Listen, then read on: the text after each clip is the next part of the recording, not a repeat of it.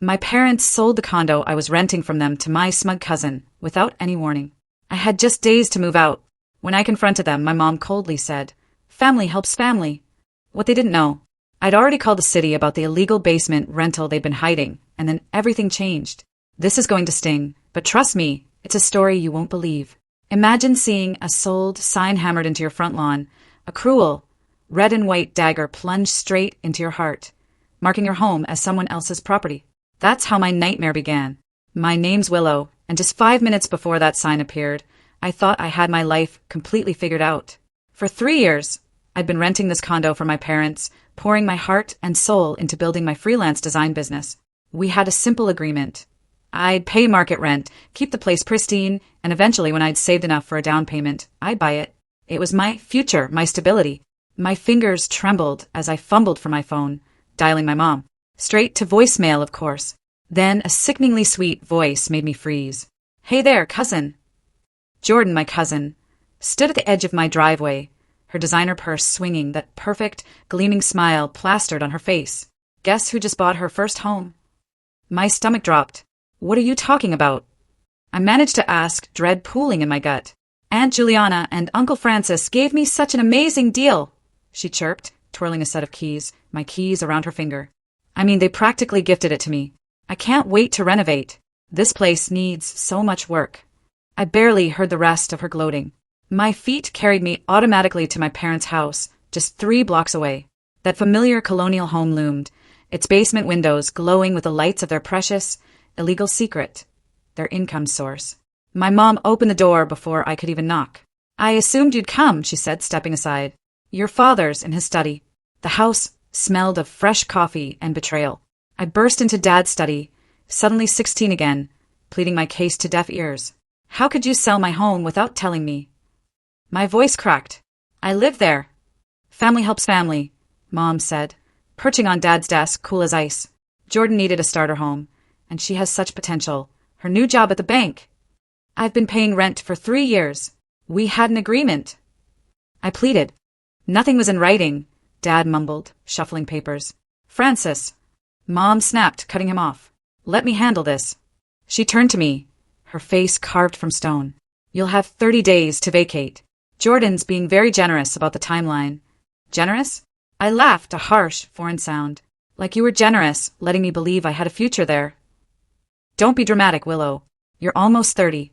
It's time you learned that nothing in life is guaranteed." I stared at them, truly stared. Mom, perfectly coiffed and cold. Dad, hiding behind his papers like a coward. The basement door was slightly ajar, their tenant probably hearing everything. "You're right," I said, quietly, the words tasting like ash. "Nothing is guaranteed." That night, after hours of angry packing and ignored calls from Jordan about paint samples, I sat in my soon-to-be former living room. My laptop glowed with the city's housing department website. The anonymous complaint form was simple enough. I hesitated for just a moment, thinking about consequences. Then I remembered Jordan's smirk, Mom's dismissal, Dad's silence. My fingers flew across a keyboard, detailing the illegal basement apartment, the unauthorized electrical work, the multiple building code violations I'd noticed over the years. My phone buzzed. A text from Mom. "Jordan's thinking of painting the living room sage green. You always did make questionable color choices." I hit submit. Within seconds, an automated email arrived. "Inspector Wilson Jones will contact you within 24 hours to discuss your report." Another text from Mom. "Don't forget to leave the spare keys when you go. Jordan needs them for the contractor." I smiled for the first time that day, typing my phone number into the contact information field. The inspector would need someone to let them in, after all. Someone who knew exactly where to look. "Of course, Mom," I texted back. I wouldn't want to make things difficult for family. My phone rang almost immediately. A blocked number. My heart pounded as I answered. "This is Wilson Jones from the City Housing Department," a deep voice said.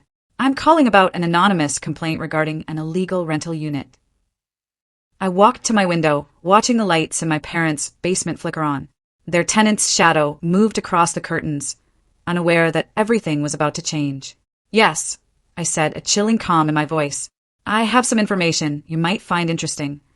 Remember when you won that art competition in high school?" Daisy asked, helping me pack my books. "And your mom just said, 'That's nice. while making a huge deal about Jordan's participation trophy in soccer. Third place in a state competition versus participation in junior varsity, I muttered, wrapping a photo frame. But Jordan had real potential. God, that Christmas when you got self-help books, while she got a MacBook. Daisy exclaimed. I paused, a memory hitting me like a slap. You know what Mom told me that year? Jordan needs the computer for college applications. You just draw all day. You can use the library computers. Daisy dropped the packing tape. That's messed up. And now, they're just giving her your home. Their home, I corrected. They never let me forget who owned it. My phone buzzed again. A text from Jordan. The bathroom tiles are so dated. Think I'll get it completely. I installed those tiles myself last summer, I thought, showing Daisy the message. Spent my entire savings on that renovation. Screw them, Daisy declared, grabbing her car keys. Come on, we're taking a drive. 20 minutes later, we parked across from my parents' house. The basement tenant's car was gone. They always worked late on Thursdays. Look! I pointed to the carefully concealed separate entrance. Dad built that himself. No permits, no inspections, the electric meters rigged too. Daisy pulled out her phone. Perfect lighting for photos. The housing department will love these. What if I'm going too far? I asked, watching her document everything. Too far? Like when your mom told you art school was a waste, but paid Jordan's entire college tuition. Or when they promised you could buy this condo, but sold it behind your back. Daisy turned to me, her eyes firm. They're making their own karma here. My phone rang. Miss Willow Wilson-Jones here. Could you verify the exact address for the complaint?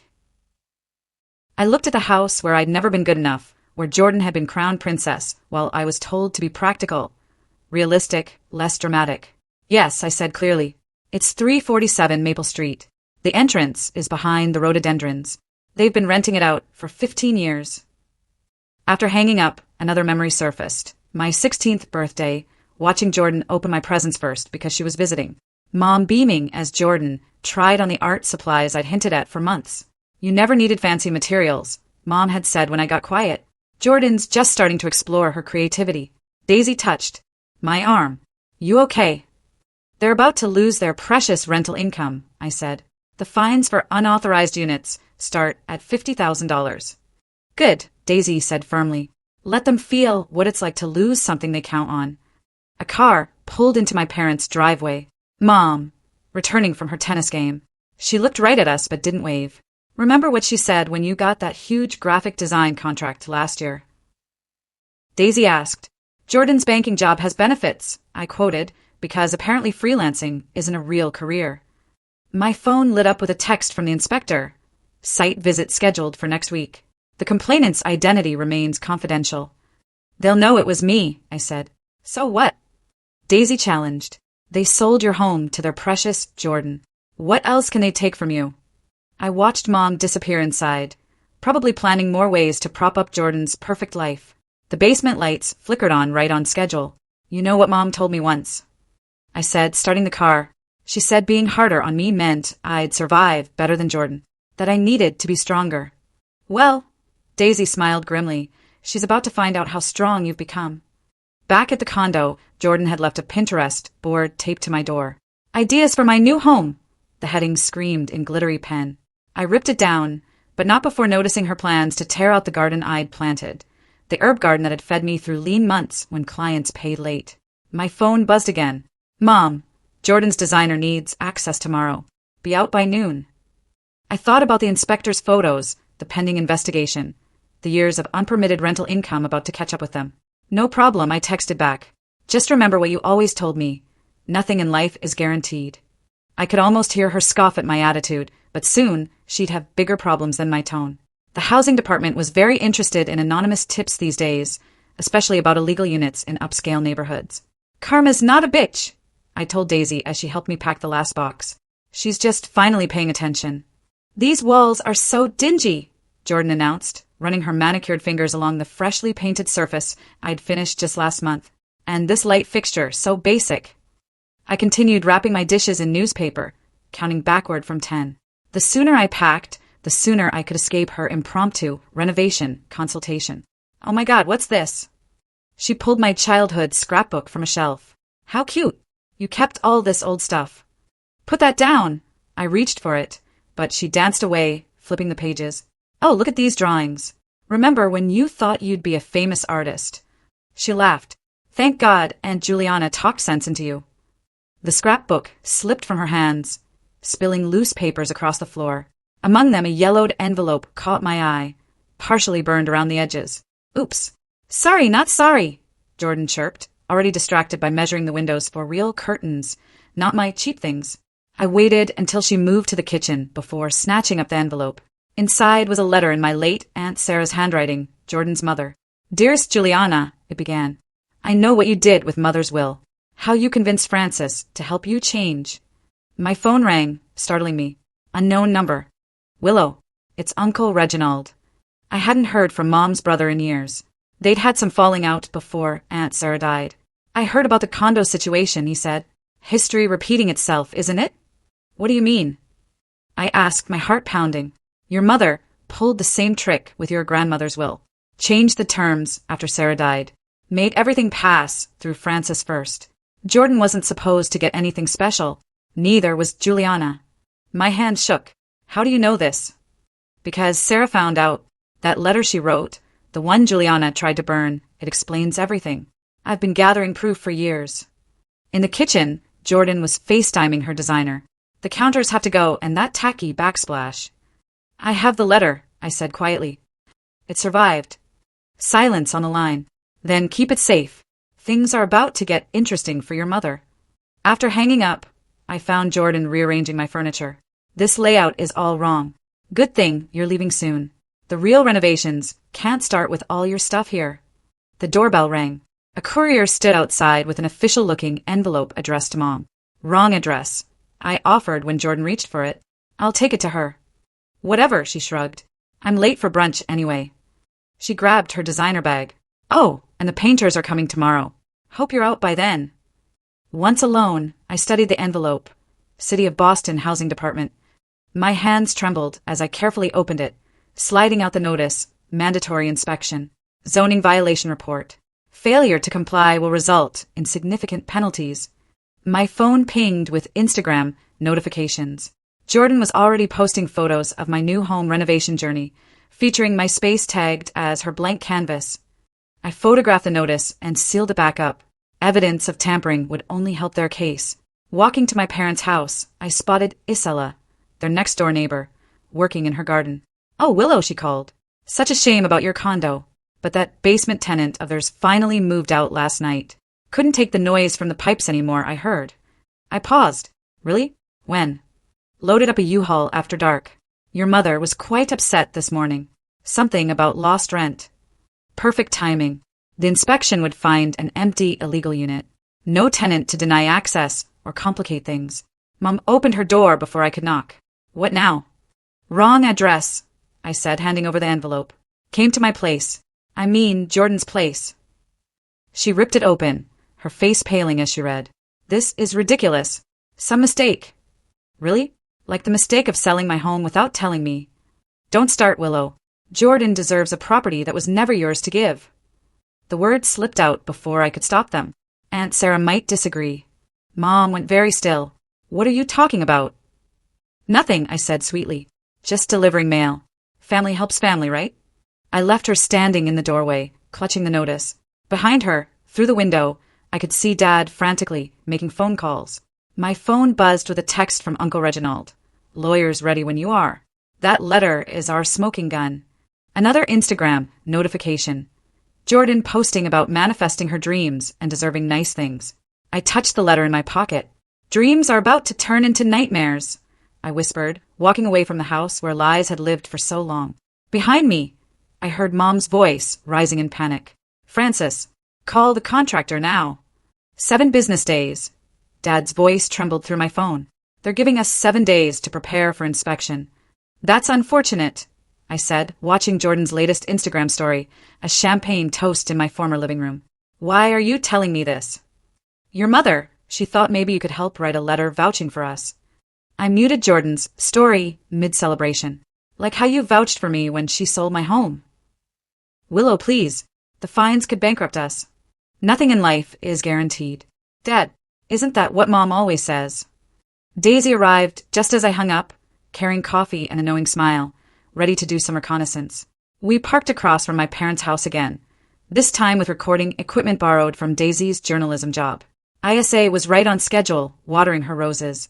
"Mrs. O'Brien." Daisy called out. "Remember me? We met at Willow's housewarming." ISA brightened. "Oh yes. Terrible business, that sale.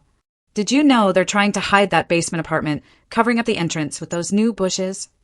Daisy's recorder hummed quietly in her pocket. "Really? I thought rental units needed proper exits." "Oh, it's completely illegal." ISA leaned in conspiratorially. "Been that way for 15 years. The noise, the extra cars, the separate mailbox they tried to hide behind the fence." Every word was perfect, exactly what the housing department needed. Daisy kept her talking while I watched Mom pace behind her living room curtains. My phone buzzed with a text. "Jordan, having my first dinner party tonight. Too bad you won't be here to see how amazing the place looks." Another from Mom. "The inspector called. Please, Willow, we can work something out." And then Uncle Reginald. "Lawyer has the will documents ready when you are." I ignored them all, watching Dad frantically nail boards over the basement windows. Too little, too late. "Got it," Daisy whispered, stopping the recording. "Want to hear?" Before I could answer, a city vehicle pulled up. Mom practically ran outside. "Inspector Jones, we weren't expecting you until next week." "Preliminary visit, ma'am." Wilson adjusted his clipboard. "Notice any unusual activity lately? Anonymous tips often spike when tenants move out suddenly." Mom's face went white. "I don't know what you mean really, because your neighbor just gave quite a detailed statement about your rental history." I couldn't help it. I walked over, playing innocent. "Mom, everything okay?" She grabbed my arm, nails digging in. "Tell him there's no rental unit. Tell him." "Mrs. Romero," Wilson interrupted. "Attempting to influence witness statements is a separate violation." Mom's grip loosened. "Willow, what did you do?" I smiled, channeling Jordan's sugary sweetness. "Nothing, Mom. Just helping family. Isn't that what we do?" Wilson cleared his throat. "The formal inspection is still scheduled for next week. I recommend having your lawyer present." As he left, Mom turned on me. "You ungrateful little. Everything okay here?" ISA called out, still recording everything on her phone. "I have such a clear view from my garden." Mom stormed inside. Through the window, I watched her scream at Dad, who was still holding his hammer, looking lost. My phone pinged again. Jordan had posted photos of her dinner party. "So blessed to have parents who believe in me. Best investment ever." "Send me that recording," I told Daisy. "The housing department might find it interesting." That night, I sat in my temporary apartment, surrounded by boxes, watching Mom's desperate attempts to call me. 10 missed calls, 20 texts. The last one caught my eye. "We'll lose everything. Is that what you want?" I thought about Christmas mornings, watching Jordan open the best presents. About art school rejection letters Mom had forged in my name. About Dad's silence when I begged them not to sell my home. "You can't lose what was never really yours," I texted back. My laptop pinged. An email from Wilson. Anonymous tip line received audio evidence of long-term rental violations. Fines may be adjusted accordingly. I forwarded Mom's threatening text to Uncle Reginald's lawyer, then opened Instagram one last time. Jordan's party was in full swing, my old furniture pushed aside for her designer pieces. "To new beginnings," her caption read. "So grateful for family who knows what I deserve." I clicked the block button and closed the app. Through my window, I could see the city lights flickering like karma finally waking up. My phone buzzed one last time. "Dad, your mother's talking about selling the house before inspection. Please, we can fix this." "Nothing to fix," I replied. "Family helps family, remember? I'm just following Mom's example." Then I turned off my phone and slept better than I had in years. The doorbell rang at 8 a.m. sharp. Through my parents' security camera feed, they'd never changed the password. I watched Mom smooth her hair and paste on her best social smile. "Inspector Jones, we weren't expecting you until—" "Surprise inspection, Mrs. Romero." Wilson's voice was crisp. "Legal requirement when we suspect evidence tampering." Dad appeared behind her, coffee cup shaking in his hand. We were just about to finish covering up the basement entrance. Wilson gestured to the half-installed latticework. "Step aside, please." I switched to the basement camera. They'd cleared out most evidence of the rental, but the separate electric meter remained, along with years of tenant mail they'd forgotten to remove from behind the water heater. "Sir, this is just storage space," Mom insisted, following Wilson down the stairs. "Storage space with a kitchen and mail dating back to 2019? He photographed everything. "Mr. Romero, care to explain the unauthorized electrical work?" Dad's coffee cup clattered to the floor. Juliana handled all the paperwork. "Francis." Mom's voice could have frozen hell. "Mrs. Romero," Wilson turned to her. "Tampering with electrical systems without permits is a serious violation. Who performed this work?" We. Mom looked at Dad, who suddenly found the floor fascinating. "I did," Dad whispered. "Juliana said we needed the rental income after she changed the will." "Changed what will?" Wilson asked. Mom's hand clamped over Dad's mouth. "Nothing. He's confused." My phone buzzed. Uncle Reginald's lawyer submitted the inheritance documents. "Court date next week. Perfect timing." Wilson's voice hardened. "Mrs. Romero, we have documented evidence of long-term rental fraud, unauthorized construction, and now possible inheritance tampering. The fines start at $50,000, not including legal penalties." "But Jordan's condo payment," Mom whispered. "What about it? We used the rental income as proof of funds for her mortgage." I nearly dropped my phone. "They'd committed mortgage fraud too." "That's another department's problem," Wilson said, writing furiously. "For now, you have 24 hours to disconnect all unauthorized utilities and begin restoration to original condition." "But our tenant already provided a statement." Wilson cut her off, along with rent receipts. Through the camera, I watched Mom sink onto the illegal kitchen's counter, her perfect posture finally breaking. My phone lit up with a call from Jordan. I answered out of curiosity. "The septic system is backing up," she shrieked. "The whole condo smells. This is your fault somehow, isn't it?" I smiled. "Karma's funny that way. Aunt Juliana." Jordan wailed. "My housewarming party is tonight. Fix this." But Mom was too busy watching Wilson document every violation to answer her phone. "One more thing," Wilson said, holding up a stack of mail. "Redirecting tenant mail is a federal offense. Expect contact from the postal inspector." Dad dropped onto the basement stairs. "Juliana, what have you done to us?" "Me." Mom's voice rose hysterically. "You helped. All those years of keeping quiet, letting me handle everything while you played innocent." "I should have stopped you," Dad said quietly. "When you changed Sarah's will, when you sold Willow's condo, when you— Shut up!" Mom screamed. Wilson cleared his throat, adding this conversation to his report. "Expect the first fine notice within 48 hours. After he left, I watched my parents stare at each other in the basement. They'd turned into a house of cards. My phone buzzed again. "Jordan, party cancelled. My life is ruined." "Mom, was it you? Did you report us?" Another from Uncle Reginald. "Court summons delivered to Juliana. It's starting." I forwarded Wilson's inspection photos to Uncle Reginald's lawyer, then texted Mom back. "Funny how secrets don't stay buried forever." Through the camera, I watched her read my message. For the first time in my life, I saw real fear in her eyes. "Francis," she whispered, "call the bank. We need to know our options." Dad just shook his head. "No more fixes, Juliana. No more schemes." My phone pinged with an Instagram notification. Jordan had posted a tear-filled rant about toxic family members and sabotage. I commented with a single emoji. Mom's next text was desperate. "We can make this right. Please. The fines will destroy us." I thought about all the times she destroyed my dreams to build Jordan's up.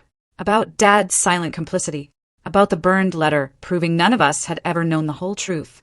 "Karma's not destroying you," I texted back. "Your choices are."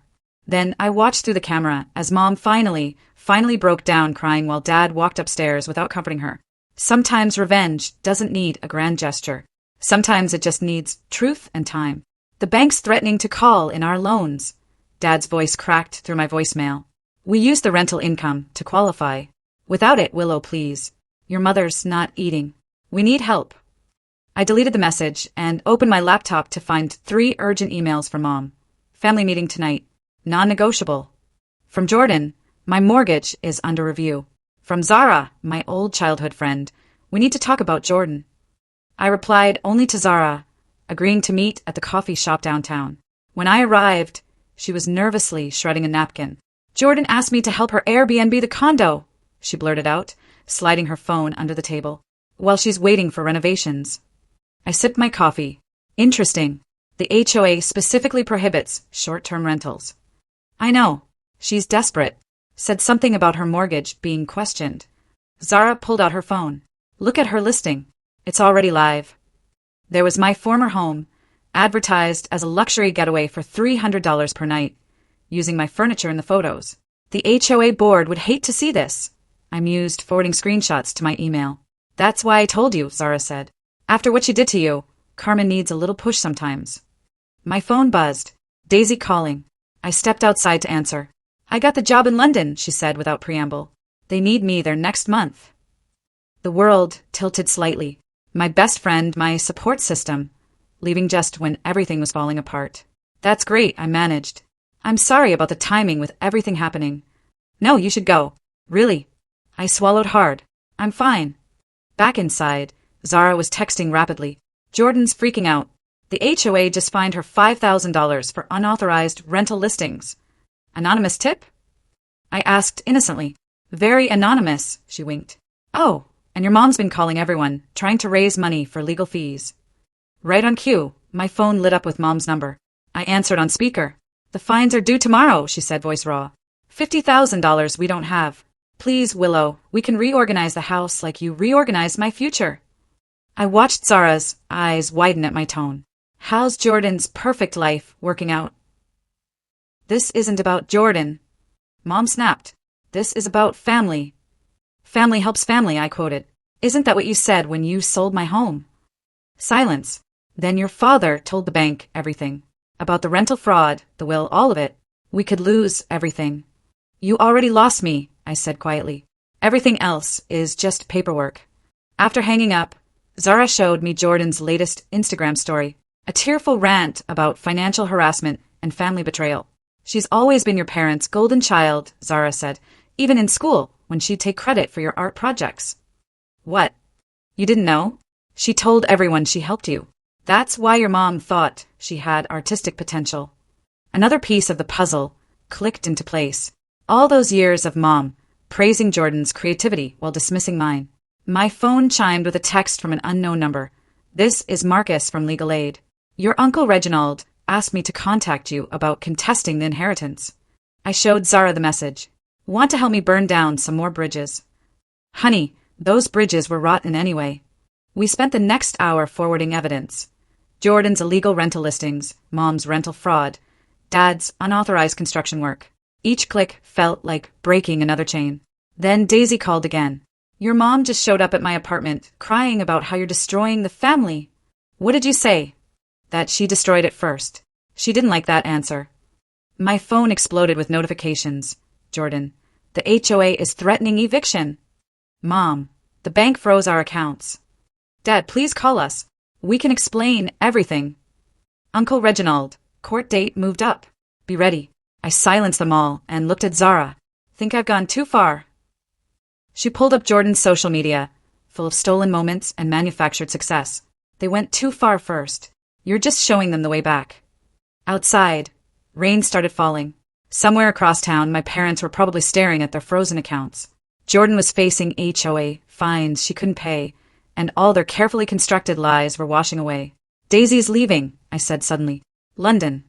Zara squeezed my hand. Then we'll watch them unravel together. Someone needs to document karma in action. My phone lit up one last time. The lawyer again. Found something interesting in the mortgage applications. How soon can you meet? I thought about Mom's tears, Jordan's tantrums, Dad's desperate voicemails. Today I texted back. I'm ready now.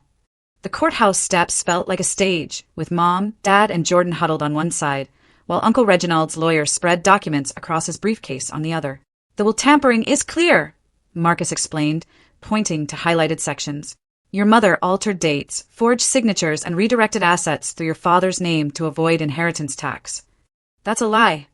Mom's voice echoed through the hallway. Willow, stop this madness. Jordan stormed over. Mascara streaked down her face. The bank suspended my mortgage. I'm going to lose everything. Like I lost my home. I kept my voice steady. The one you just had to have. You're just an artist, a dreamer. I have a real career. A career built on fraud, Marcus interjected, pulling out more papers. Your mortgage application lists rental income that never existed. That's federal fraud, Miss Mackenzie. Jordan's perfect facade cracked. Aunt Juliana said it was fine. She said she'd cover the payments until... Until what? I asked. Until you finish destroying everything I built. Order in the hallway. A bailiff approached. Court's about to begin. Inside, the judge reviewed the documentation with increasing concern. Mom kept trying to catch my eye, mouthing please over and over. Mrs. Romero, the judge finally spoke.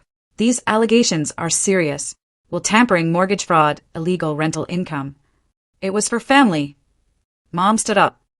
Everything I did was to protect. To protect who? Uncle Reginald interrupted from the gallery. My sister Sarah's will was clear.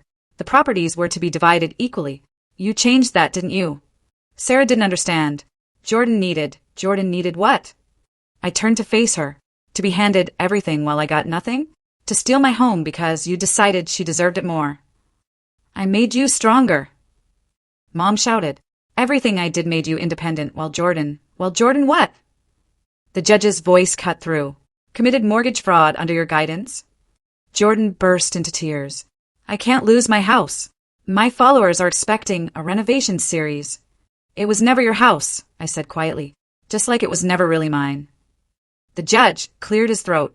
Given the evidence, I'm freezing all assets pending investigation.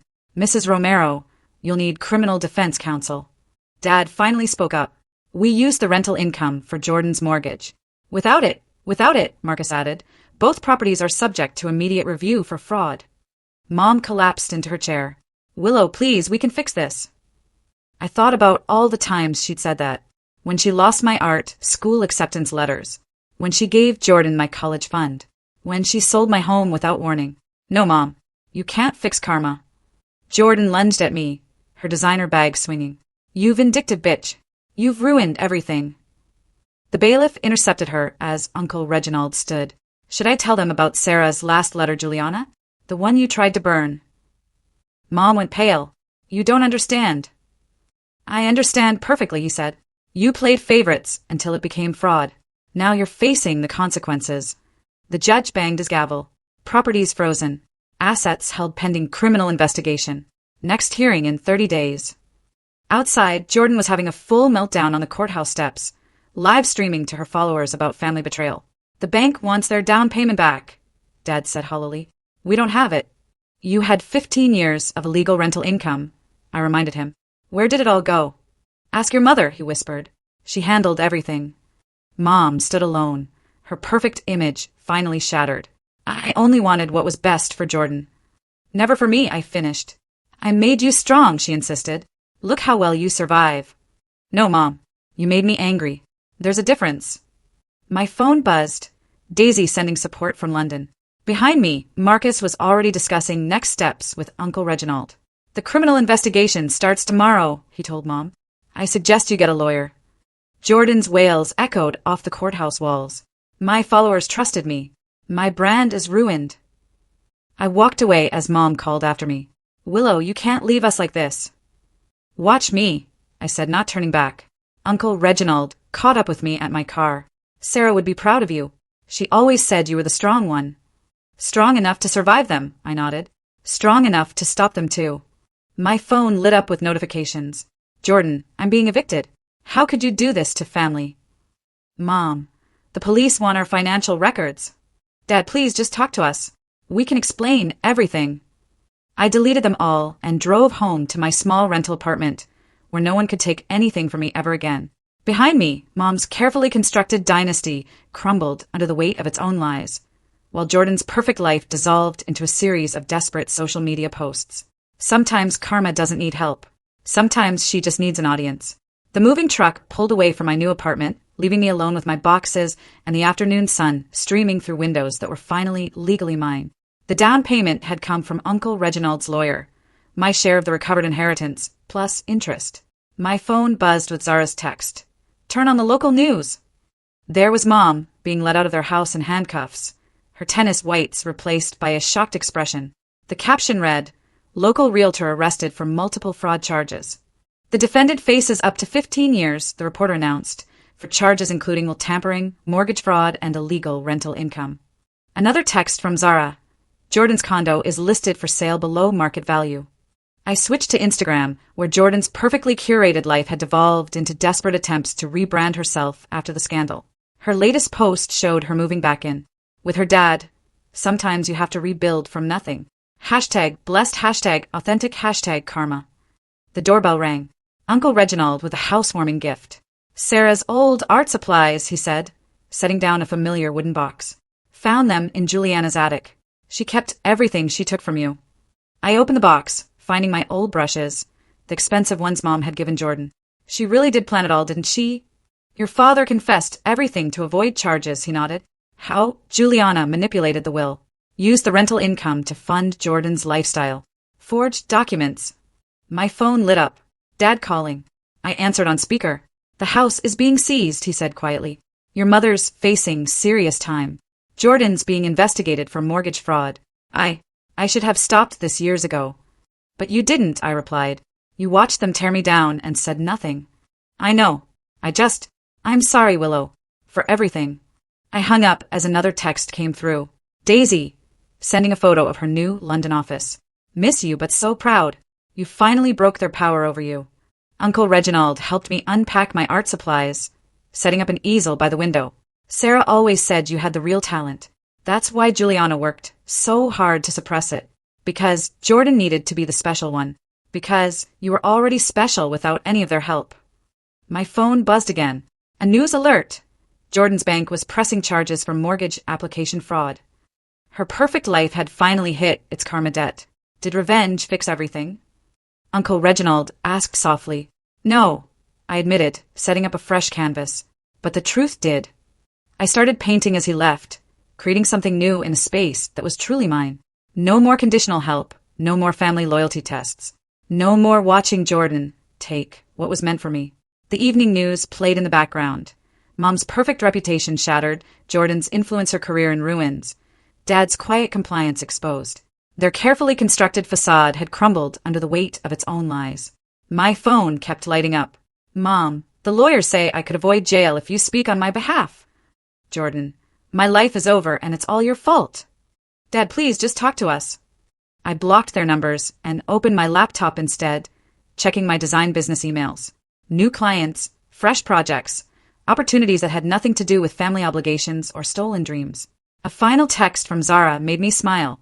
Jordan's trying to sell your old furniture to cover legal fees. Karma's got a weird sense of humor. I looked around my new space, smaller than the condo, but mine in every way that mattered. The walls were already filling with my art, pieces Mom had called impractical and Jordan had tried to copy.